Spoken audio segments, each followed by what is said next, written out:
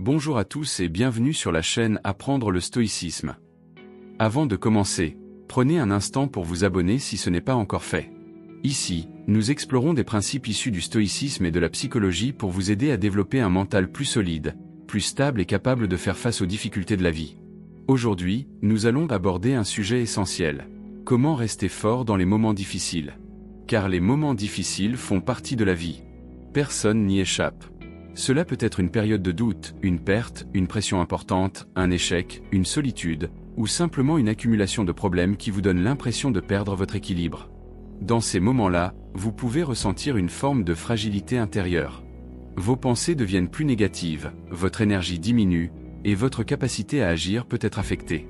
Et c'est précisément là que la plupart des personnes se sentent dépassées. Mais il faut comprendre une chose fondamentale dès le départ. La force mentale ne consiste pas à ne jamais être affecté, mais à savoir comment réagir lorsque vous l'êtes. Le stoïcisme ne cherche pas à supprimer les difficultés. Il cherche à vous donner une manière de les traverser sans perdre votre stabilité intérieure.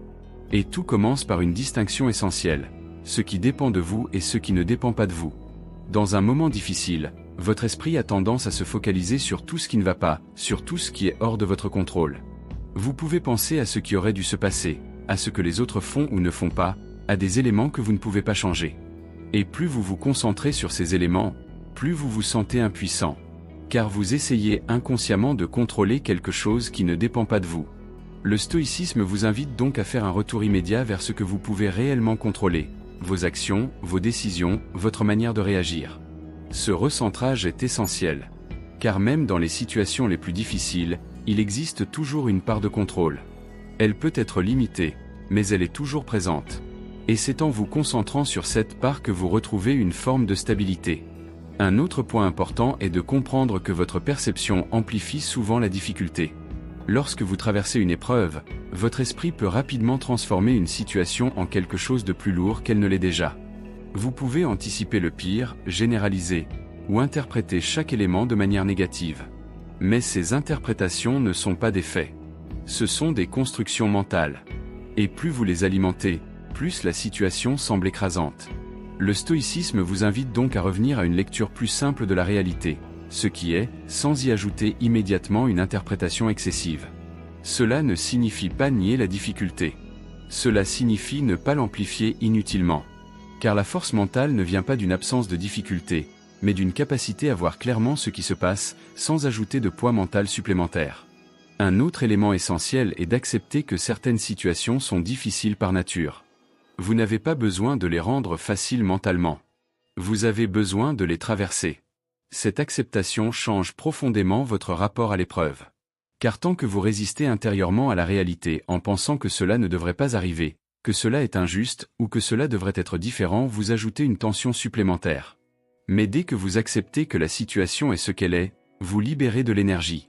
Cette énergie peut alors être utilisée pour agir. Et c'est précisément là que commence la véritable force. Dans les moments difficiles, ce qui vous déstabilise le plus n'est pas uniquement la situation extérieure, mais la réaction émotionnelle qu'elle déclenche en vous. Stress, anxiété, frustration, tristesse, sensation de perte de contrôle. Ces états internes peuvent rapidement prendre toute la place et donner l'impression que la situation est ingérable.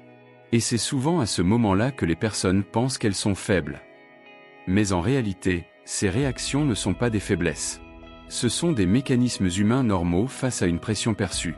Le problème ne vient donc pas de leur existence, mais de la manière dont vous les interprétez et dont vous y réagissez. Le stoïcisme vous invite ici à changer complètement votre rapport aux émotions. Une émotion n'est pas un ordre, c'est une information.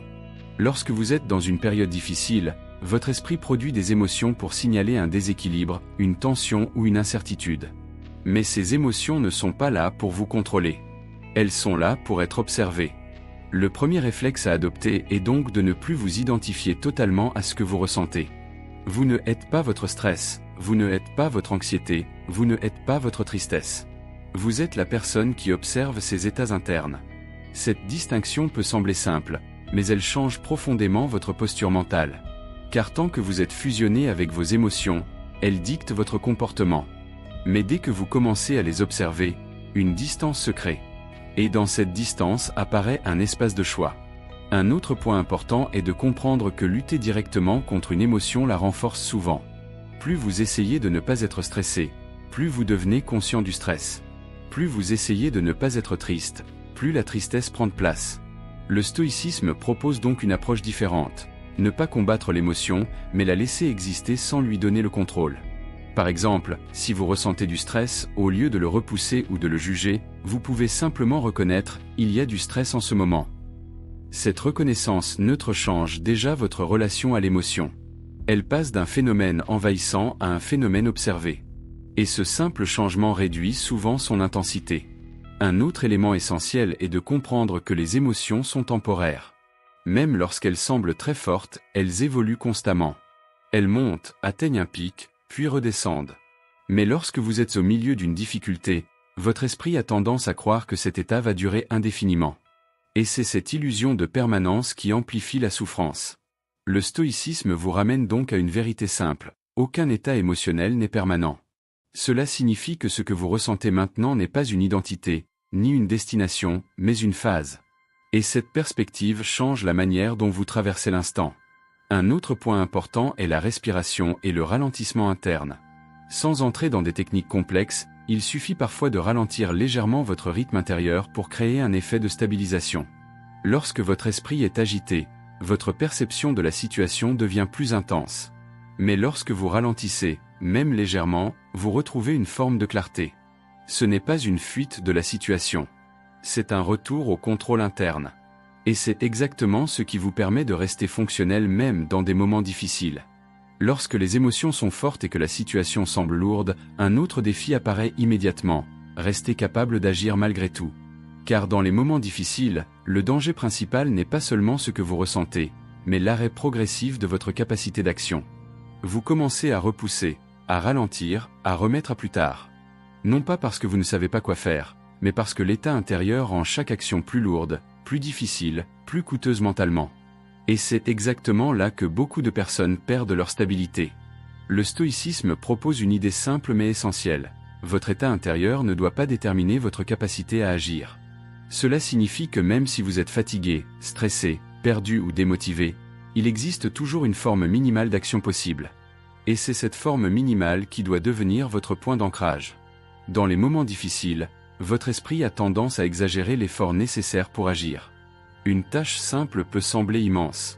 Un petit effort peut paraître insurmontable. Et plus vous voyez les choses ainsi, plus vous évitez l'action. Mais cette perception est souvent amplifiée par votre état émotionnel. Le principe stoïcien ici est de revenir à quelque chose de très concret, réduire l'action à sa version la plus simple possible. Au lieu de penser en termes de grandes décisions ou de changements massifs, vous revenez à des actions minimales, presque élémentaires. Une seule tâche, une seule étape, un seul mouvement. Car ce n'est pas l'intensité de l'action qui compte dans les moments difficiles, mais sa continuité. Une petite action répétée vaut infiniment plus qu'une grande action interrompue. Un autre point essentiel est de comprendre que l'inertie mentale est souvent plus forte que la difficulté réelle. Avant même d'agir, votre esprit construit des scénarios qui rendent l'action plus difficile qu'elle ne l'est réellement. Il anticipe la fatigue, l'échec ou l'effort. Mais ces anticipations ne sont pas la réalité. Le stoïcisme vous invite donc à casser cette anticipation en passant directement à l'action, sans négociation interne prolongée. Plus vous attendez, plus la charge mentale augmente. Plus vous agissez rapidement, plus cette charge diminue. C'est pour cela que le premier mouvement est souvent le plus important. Un autre aspect fondamental est la séparation entre se sentir prêt et agir. Dans les moments difficiles, attendre de se sentir prêt est souvent une illusion. Ce sentiment peut ne jamais venir dans l'état actuel. Mais cela ne signifie pas que vous ne pouvez pas agir. Cela signifie simplement que l'action ne dépend pas de ce ressenti. Et c'est ici que la discipline prend le relais de la motivation ou de l'état émotionnel. Agir malgré l'inconfort devient alors une compétence mentale, pas une réaction émotionnelle. Avec le temps, cette pratique crée un effet très puissant. Vous commencez à faire la différence entre votre état intérieur et votre capacité d'action. Vous pouvez être dans une période difficile tout en continuant à avancer, même lentement. Et cette continuité change tout. Car elle vous empêche de tomber dans l'immobilité complète, qui est souvent ce qui aggrave le plus les périodes difficiles. Lorsque vous continuez à avancer malgré les difficultés, même de manière minimale, un changement plus subtil commence à apparaître. votre esprit cesse progressivement de voir la situation comme un bloc écrasant et commence à la voir comme un ensemble de choses que vous pouvez traverser étape par étape. Mais pour que cette transformation s'installe durablement, un élément est essentiel. Changez votre perspective sur la période que vous traversez. Car dans les moments difficiles, votre esprit a tendance à réduire toute votre réalité à votre problème actuel. Tout tourne autour de la difficulté. Tout semble bloqué. Tout paraît sans issue. Et cette vision globale amplifie encore plus le poids émotionnel. Le stoïcisme vous invite ici à élargir votre champ de vision. Ce que vous vivez n'est pas toute votre vie. C'est une phase de votre vie. Et une phase, par définition, évolue. Lorsque vous êtes au cœur d'une difficulté, il est très facile d'oublier cette simple vérité. Vous avez l'impression que la situation actuelle définit tout. Mais en réalité, elle ne représente qu'un moment dans une continuité beaucoup plus large. Et ce changement de perspective est fondamental.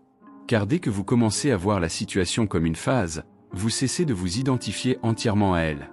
Un autre point important est de comprendre que les périodes difficiles ne sont pas uniquement des périodes de perte ou de souffrance. Elles sont aussi des périodes de restructuration intérieure. Ce sont souvent dans ces moments-là que vous développez le plus de lucidité sur vous-même, sur vos habitudes, sur vos réactions, et sur ce qui compte réellement. Mais cette prise de conscience n'est possible que si vous ne vous enfermez pas mentalement dans la douleur immédiate.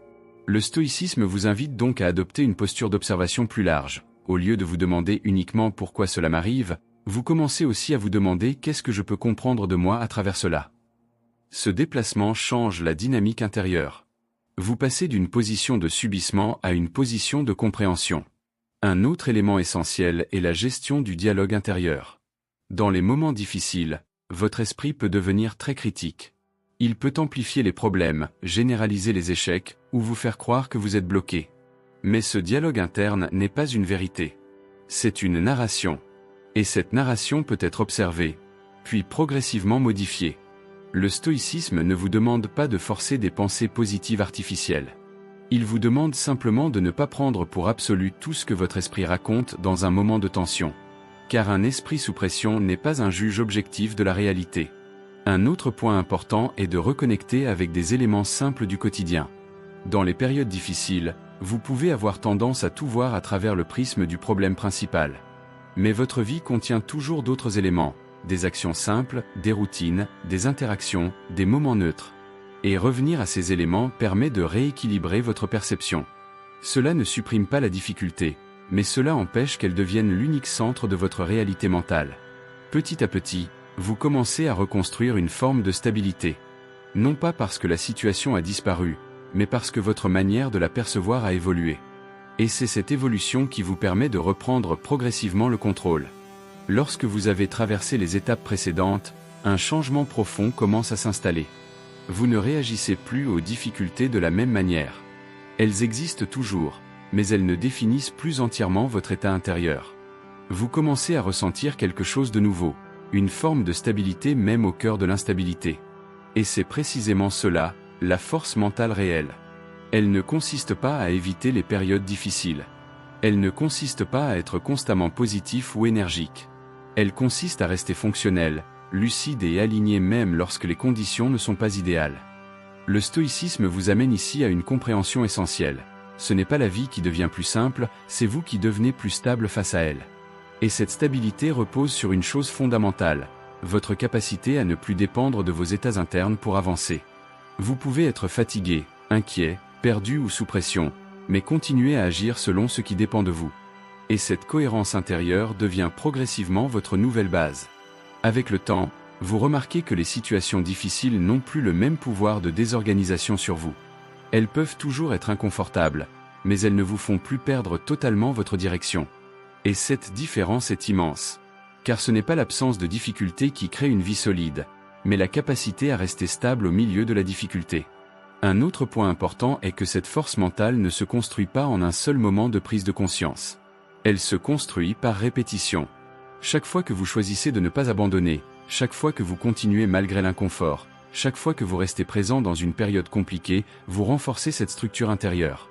Et cette structure devient progressivement automatique. Un jour, sans même y penser, vous réalisez que vous ne réagissez plus de la même manière. Vous êtes moins emporté par les émotions. Vous êtes moins submergé par les pensées.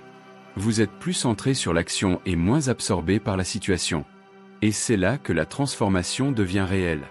Rester fort dans les moments difficiles ne signifie pas être insensible. Cela signifie être stable. Cela signifie pouvoir ressentir, comprendre, traverser, sans perdre votre axe intérieur. Et plus vous pratiquez cela, plus cela devient naturel. Enfin, il est important de comprendre que cette force n'est pas une destination finale. C'est une compétence que vous continuez à renforcer tout au long de votre vie.